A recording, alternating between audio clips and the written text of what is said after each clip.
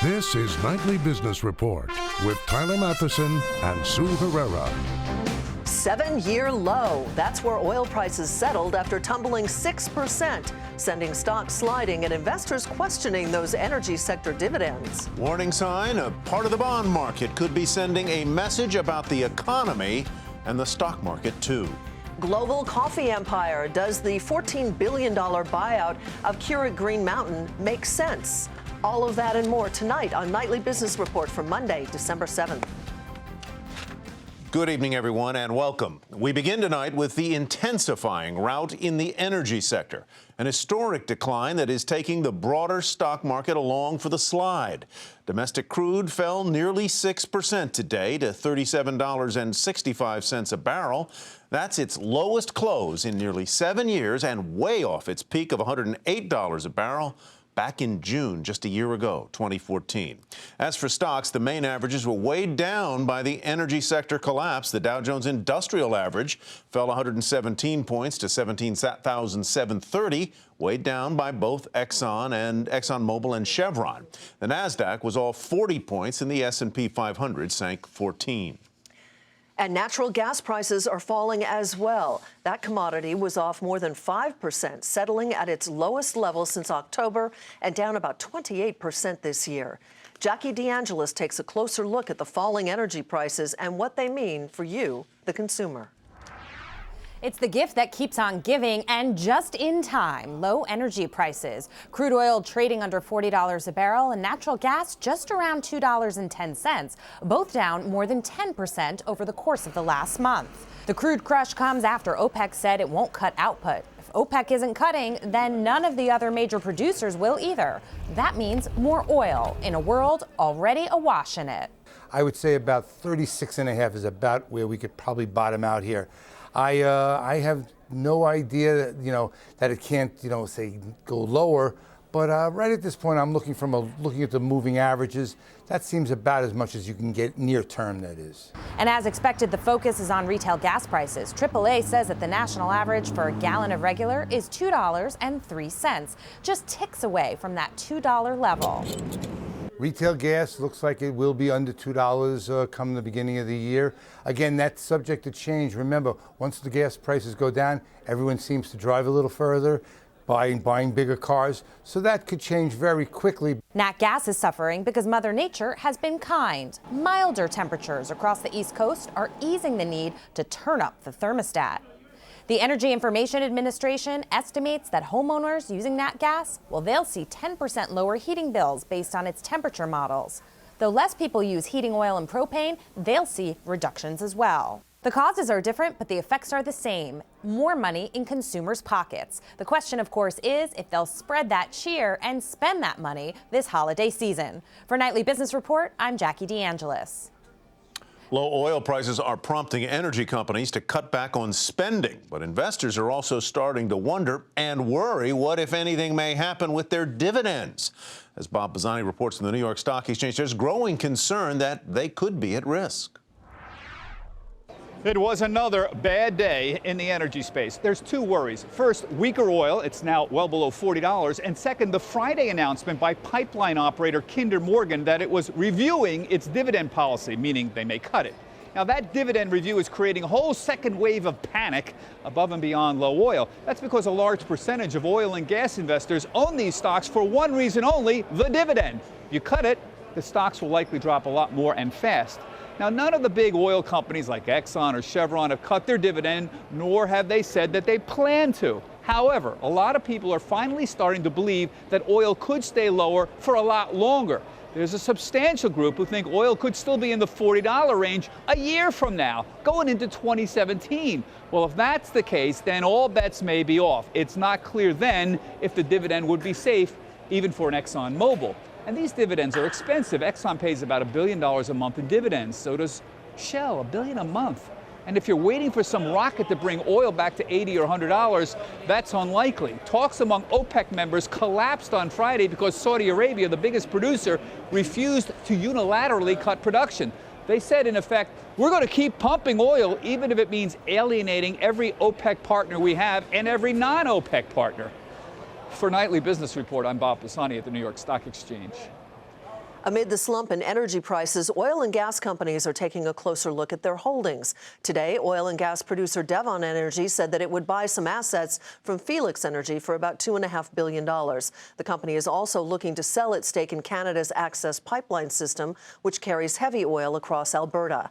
Devon's shares fell 10% in today's trading session. And now to the bond market, where high yield or junk bonds are headed for their first annual loss since the credit crisis. And that may be flashing a warning sign for stocks and the economy.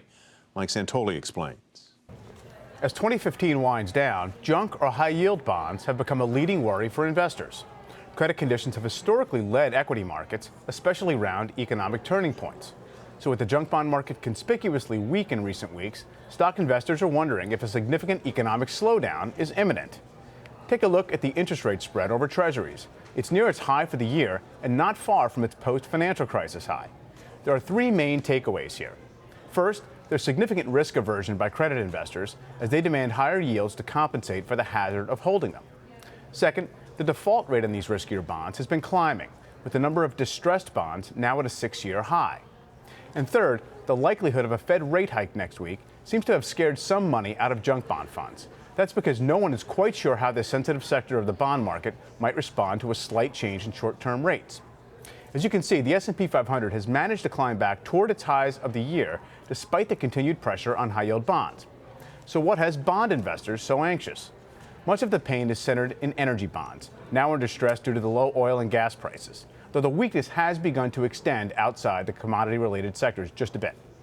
Looking past December, investors worry about the maturity cliff of bonds set to come due beginning in 2017, and the market is starting to sort out just how much of that debt won't be paid back.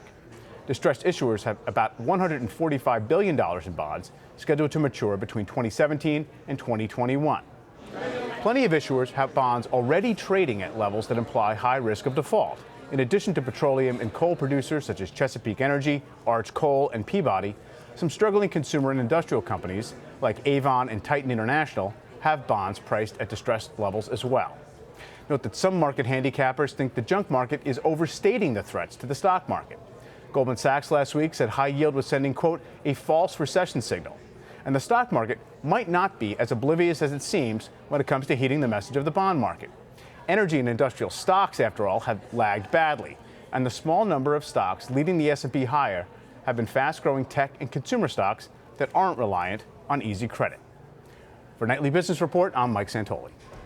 So let's turn to Rick Reeder for more perspective on this and what it may mean for the economy, the financial markets, and your money. It's great to see you. Good to see Thanks you. for coming by. Yes, ma'am. You are not one who thinks that this is a doom and gloom kind of scenario for the markets. No way. So I think you have to put in perspective why this is happening. Why is oil falling?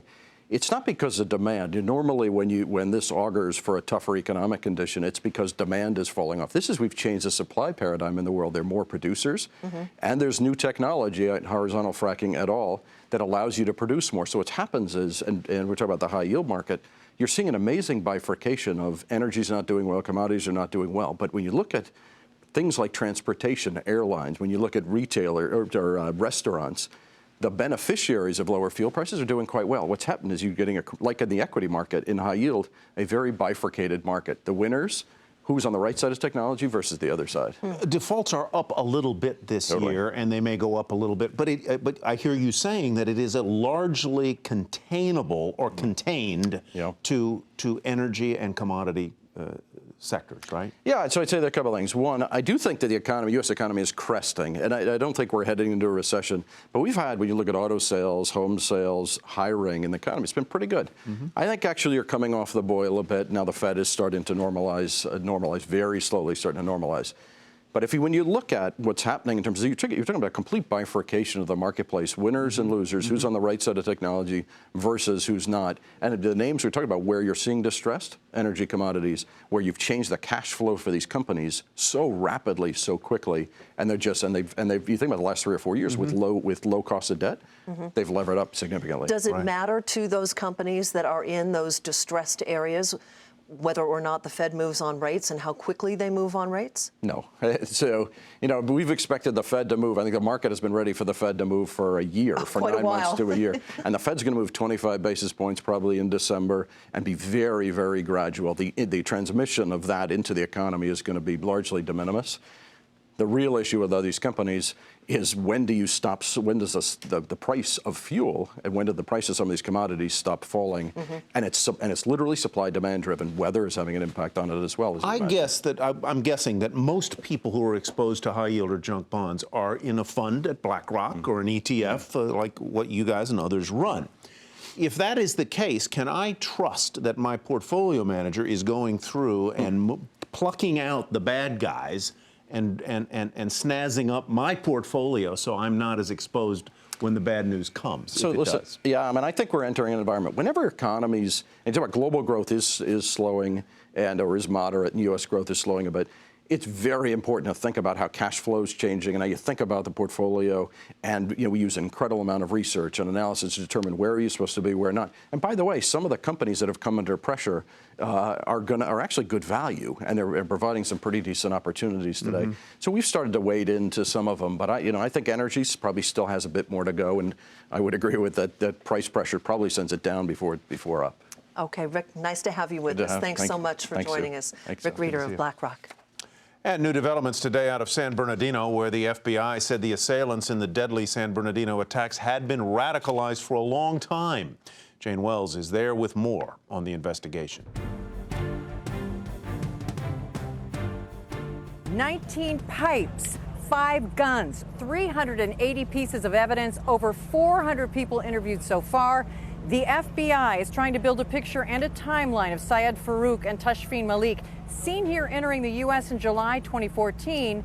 It's going to take a while. The question for us is how and by whom and where were they radicalized? Maybe there's not a by whom. Remember, oftentimes it's on the internet. We just don't know. I don't want to speculate. The FBI would not comment on the status of Enrique Marquez, the man who legally bought the 2 assault rifles and whose home they raided. NBC News says Marquez has been detained but is not a suspect, and they don't know how the guns were transferred to Farook and Malik. We do have evidence that both of these subjects did some participated in target practice in some ranges within the metro area or within the Los Angeles area. That target practice in one occasion was done within days of this event. Also today, Farook's sister came to a custody hearing for his 6-month-old daughter. No word on whether the family will be given custody of the little girl. Farook's father told an Italian newspaper that his son liked ISIS and was, quote, obsessed with Israel. And those who knew Malik at school in Pakistan can't believe the studious, conservative, but, quote, normal woman they knew could be behind this. And here in San Bernardino, we heard from the first doctor on scene last Wednesday, an immigrant from Iran. I'm here because I came for democracy. And it's sad to see that you come miles from across the world and see something like that happen here. Government offices reopened here today, but with armed security. However, the Inland Regional Center where the massacre happened remains closed as the FBI recreates what happened last Wednesday. For Nightly Business Report, I'm Jane Wells, San Bernardino. And still ahead, a caffeine-fueled $14 billion deal that sent one stock up more than 70%. Details coming up.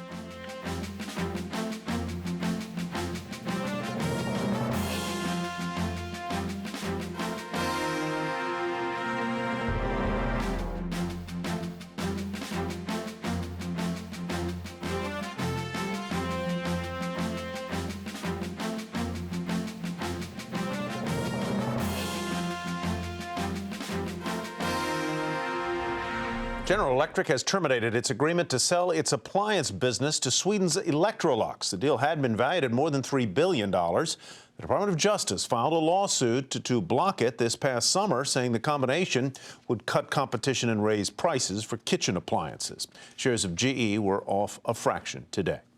And another deal is being challenged as well. The Federal Trade Commission filing a lawsuit to block Staples' $6 billion deal to acquire its rival chain, Office Depot. Regulators say a combination of these two companies could result in increased prices for consumers. Shares of the two biggest office supply stores fell by more than 13%. Keurig Green Mountain is going private. The company known for its K-Cup single-serve coffee pods is being bought for $14 billion by Germany's JAB Holding. That sent shares of Keurig Green Mountain soaring 72%.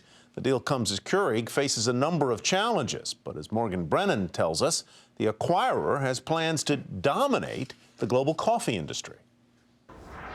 Call it a caffeine jolt for Keurig Green Mountain, a stock that before today was down over 60% this year after a 75% run-up in 2014. The company, known for its single pod coffees, has suffered from slumping sales and a disappointing rollout of its cold brewer.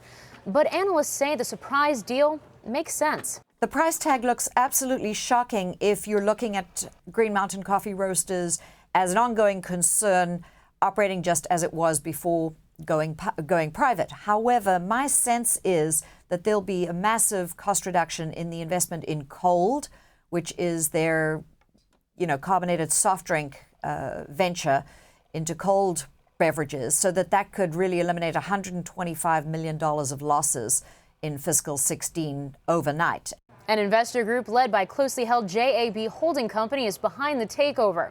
JAB manages the multi-billion-dollar fortune of Austria's Reimann family and counts Mondelez International and affiliates of BDT Capital Partners among its minority investors. JAB already controls roughly 10% of the global coffee business, with brands like Caribou Coffee, Peet's Coffee and Tea, and a global joint venture involving Mondelez's coffee portfolio. Analysts say this is about distribution and potentially accelerating an international rollout of Keurig's products. And it comes at a time when consumers are becoming increasingly discerning about their Java. The coffee category has been a lot like other consumer categories where there's premiumization taking place. People are willing to pay a very large amount for a great Starbucks beverage and even a pretty big amount for an espresso. For middle America and less wealthy people, the Keurig coffee machine really was an upgrade of the kind of coffee that they were drinking at home. The deal is also good news for Keurig's top shareholder, Coca-Cola. Coke invested nearly $2.5 billion on a 17% stake in the company between 2014 and February of this year, only to watch the stock sink. The deal values Coke's stake at roughly the same price, allowing that company to break even. For Nightly Business Report, I'm Morgan Brennan. Outer Wall slashes its forecast, and that's where we begin tonight's market focus. The company that owns the Redbox movie rental kiosks says its profitability would be hurt by increased spending on marketing and additional content. Shares plunged in initial after-hours trading. During the regular session, the stock fell about 2% to $58.06. A Boston Chipotle restaurant has been shut down because of what could be another E. coli outbreak. This comes after the restaurant said that their quarterly results would be impacted by the outbreak, which has affected restaurants in multiple states. Shares were volatile after the close. During the regular session, the stock was off more than 1.5% to $551.75. Vail Resorts posted better than expected earnings. The ski resort operator saw revenue rise on strong season pass sales for the coming season. The stock was nearly 3% higher to $125.59.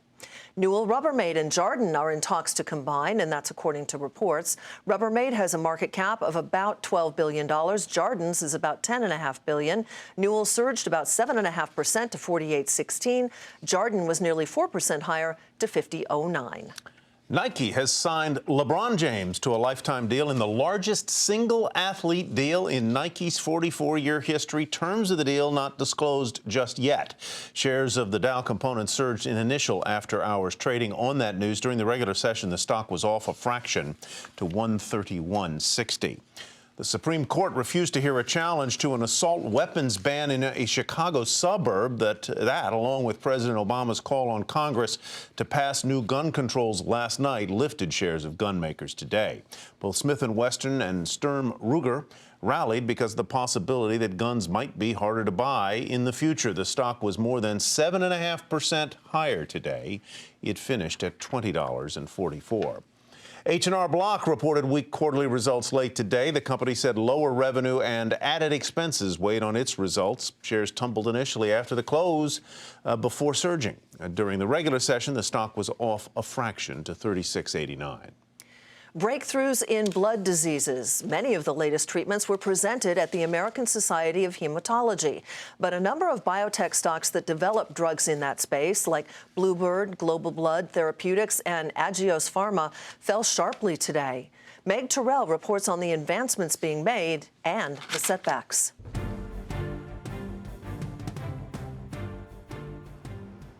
More than 20,000 doctors, researchers, investors, and analysts came to Orlando this weekend for the American Society of Hematology meeting. We've been hearing updates on new approaches to blood cancers as well as blood diseases like sickle cell and beta thalassemia. The mechanism by which this drug works is a whole new biology. So instead of chemotherapy, which kills everything, our drugs are actually repairing the leukemia cell. Despite optimism from CEOs sharing data here at the conference, many biotech stocks took a beating. Analyst Brian Scorney at Robert W. Baird says that's because many biotech investors are exhausted after a volatile year. Since the summer when it peaked, you have pretty significant downswings and pretty significant upswings, and I think there's a lot of questions as to where the sector overall is going. Stocks were hit particularly hard among companies developing drugs for sickle cell disease. Bluebird Bio is a company developing a potential cure through gene therapy for sickle cell, while Global Blood Therapeutics is developing a once-daily pill for the disease. Both companies presented data here at the conference that appeared to disappoint investors, though the CEOs took a different view. If you think about from a patient perspective, which is the angle that we come from, and you look at the data, and the ability to effectively take the patients from a situation where they have a dramatically shortened lifespan to potentially having a normal lifespan, I'm not sure I'd call those results mixed. There's also a lot of competition brewing in an area known as CAR-T immunotherapy. This is a new way of fighting cancer, where a patient's cells are actually taken out of their bodies, genetically modified to better find and fight cancer, and then reinfused. Juno Therapeutics is one company pursuing that route. There's another competitor on the scene, Selectis, which is pursuing a similar strategy, but genetically modifying the cells so that a donor's cells can be used instead of the patient's own cells. That's known as off-the-shelf CAR-T. I think this is a huge advancement for medicine in general. There is a long time to invest in these products to be developed, but it's definitely a very promising advance in cancer. And despite a hard showing for stocks coming out of the conference, analysts say a resetting of expectations may be a good thing for 2016. For Nightly Business Report, I'm Meg Terrell in Orlando. Coming up, double the pay. How technology is redefining the retail workplace and hiking the wages that are being paid.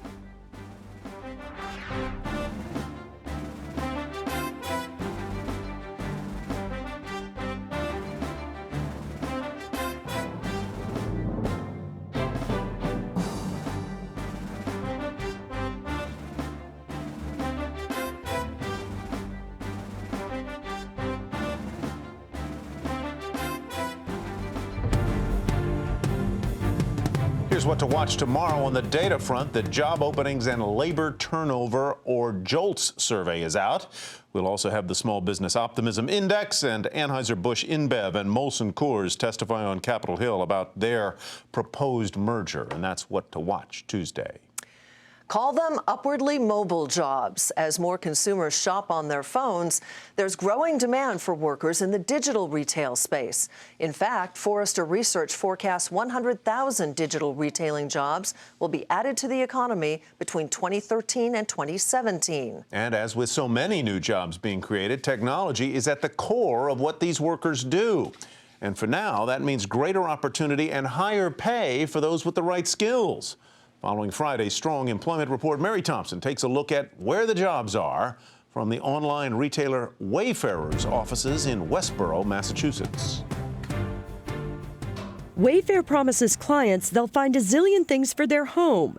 Meanwhile, the online retailer's looking for a couple of hundred new employees. We right now have over 500 open roles. Wayfair isn't alone. Forrester Research says with e-commerce growing 10% a year at least through 2017, there's strong demand for a new breed of retail worker. We care about folks that are hardworking, bright, team-oriented or collaborative, and have the ability to use analytical insights or quantitative data. Wayfair CEO Neeraj Shah is looking for programmers, designers, and customer service reps, all at ease with the technology online retailers use to create and enhance their customers' experience, which at Wayfair includes phone calls with design consultant Sarah Nunberg. I want them to feel like they are calling their own interior designer. Shaw says it's hard to find the ideal candidate, so Wayfair hires a lot of recent college graduates and then teaches them retailing on the job. But there are places that teach all the needed skills. Knowing more and more shopping would move online, North Texas University launched a degree in digital retailing a few years ago. It's not just the future, it's pretty much the present right now. Students like Anna Karen Peterson take courses in merchandising and website development where analytics and collaboration are emphasized. In the digital world, you're working side by side with marketing, merchandising, IT, e-commerce, operations, and everything happens in such real time that you have to be really able to work in a team environment. Program Director Richard Lass says 82% of his students graduate with jobs with good salaries, according to Forrester analyst Sucharita Mulparu. When you look at across the board at digital retail, they are generally well-paying jobs. How good? The government estimates e-commerce jobs pay close to double traditional retail jobs. And Forrester says salaries range from $40,000 for creatives like designers to up to $80,000 for programmers. A new era in retailing with a good payoff for those with the skills to sell online. In Westboro, Massachusetts, I'm Mary Thompson for Nightly Business Report. And to find out more about the digital retail hiring boom, head to our website, nbr.com. And that does it for Nightly Business Report tonight. I'm Sue Herrera. Thanks for joining us. And I'm Tyler Matheson. Thanks from me as well. Have a great evening, everybody, and we'll see you back here tomorrow night.